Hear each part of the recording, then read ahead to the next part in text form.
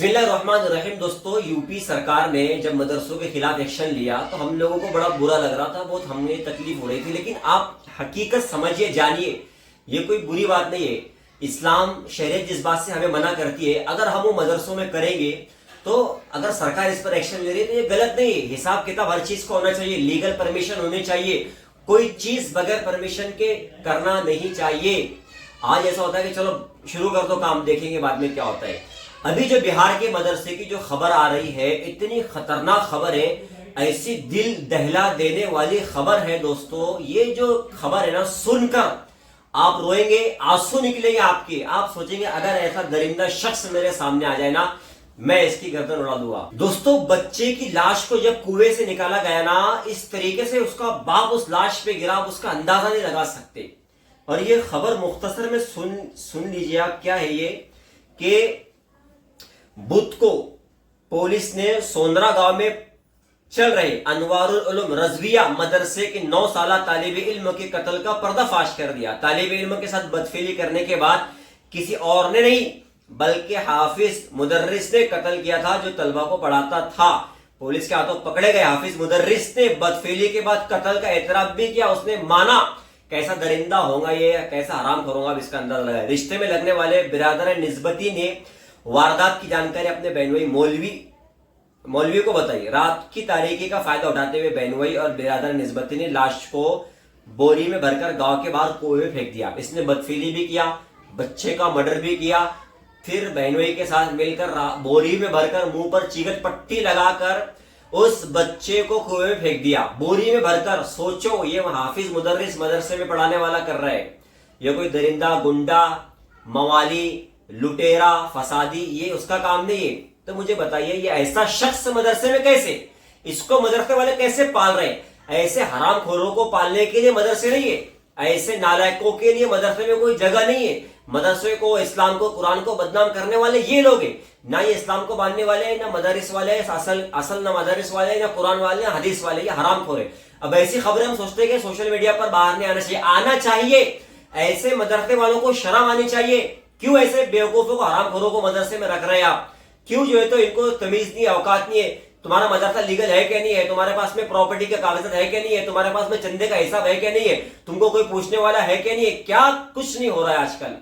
ये सब कौन, इनके के बाप का राज है कि मदरसे वालों के नाजिम के बाप का है कि मुदर्रिस के बाप का राज है?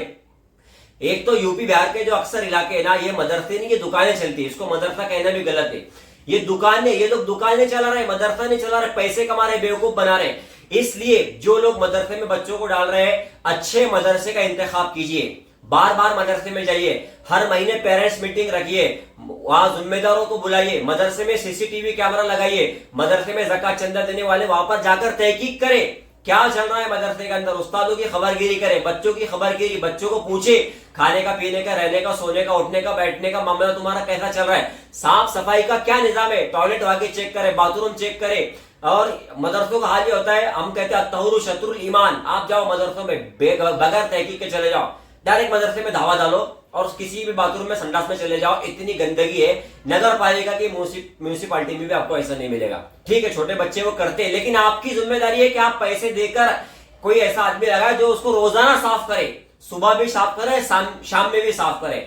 साफ सफाई का क्या मामला है, बच्चों को खिलाने का क्या मामला है, सुलाने का क्या मामला है, कैमरा है क्या नहीं है, वहां पर उस्ताद काबिल है क्या नहीं है। कम पैसे में बेवकूफों को लगाना, हरामखोरों को लगाना मदरसे का, अपने आप का, कुरान का, इस्लाम का, ये नुकसान है बहुत बड़ा। ये नाजिमों को समझना चाहिए, मोहतमीम को, जिम्मेदारों को समझना चाहिए। अच्छी तनख्वाह दो, काबिल उस्ताद रखो। उस्ताद का, बच्चे का मामला सिर्फ पढ़ाई का होना चाहिए, इसके अलावा कुछ नहीं होना चाहिए। बच्चा पढ़ेगा, अपने कमरे में जाएगा, बच्चों को सुलाने की मामला सही होना चाहिए। भाई ये मदरसे में नहीं होगा तो फिर क्या होगा, मुझे बताइए। जब ऐसे उस्ताद होंगे और इस तरीके से बच्चों के साथ मामला करेंगे, क्या असर लोगों पर पड़ेगा? क्या जो है तो लोग सोचेंगे मदारिस के उलमा के बारे में। अरे आज भी ऐसे मदारिस है जो बहुत अच्छे बेहतरीन निजाम में चल रहे हैं, साफ सफाई का निजाम है, बच्चों के साथ मामला अच्छे है, उस्ताद अच्छे है, एजुकेशन अच्छा है, कला से अच्छी है, सीसीटीवी कैमरे लगे हुए, सब कुछ लगा हुआ है। लेकिन ये इस तरीके से हरामखोर जो यूपी बिहार के कुछ इलाकों में ये लोग दुकानें चला रहे हैं, मदरसों को बदनाम कर रहे हैं। भी पेपर में आ गया मदरसा रजविया, उसका नाम आ गया बाकायदा, उसको मदरसा कह रहा है, पढ़ाने वाले को उस्ताद कहा जा रहा है। इनकी हैसियत क्या, औकात क्या है? इनको किसने मुदर्रिस बनाया? कैसे क्या लायक के हैं ये लोग, मुझे बताइए आप। इस तरीके से अगर मामला चले गए तो योगी नहीं, योगी से बड़ा आदमी आना चाहिए जो इनके खिलाफ एक्शन ले। अल्लाह ताला ने ये योगी मोदी ये कोई ऐसे ही नहीं आ गए, इनको लाया गया है, अल्लाह ताला की तरफ से है ये।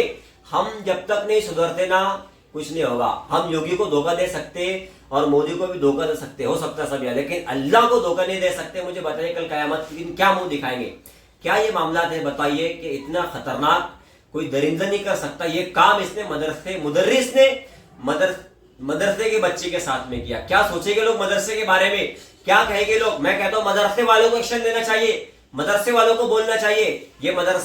ये जो है ना पूरे मदरसों को बदनाम करने वाला शख्स है और सोशल मीडिया पे आना चाहिए ऐसी बातें, वरना ये नाजिम, ये मोहतमिम इनके बाप का माल समझ के, अपने बाप की मर्जी समझ के, सत्ता समझ के, कुर्सी समझ के जो चाहिए करेंगे। इनको कोई रोकने टोकने वाला बोलने वाला नहीं है। स्कूलों में बोलने वाले लोग हैं, ट्यूशन क्लास में बोलने वाले लोग हैं, मदरसों में कोई बोलने वाला नहीं है, कोई टोकने वाला नहीं है। कहा जा रहा है, क्या कर रहे, कितना पैसा आ रहा, कितना जा रहा, कितना माल हड़प कर रहे, खा रहे, कितनी शॉपिंग कर रहे, कितने जो है तो पैसे अपने जेब में डाल रहे, इनको कोई बोलने वाला नहीं है। ये बाय सच्ची हकीकत बात बोल रहा हूँ।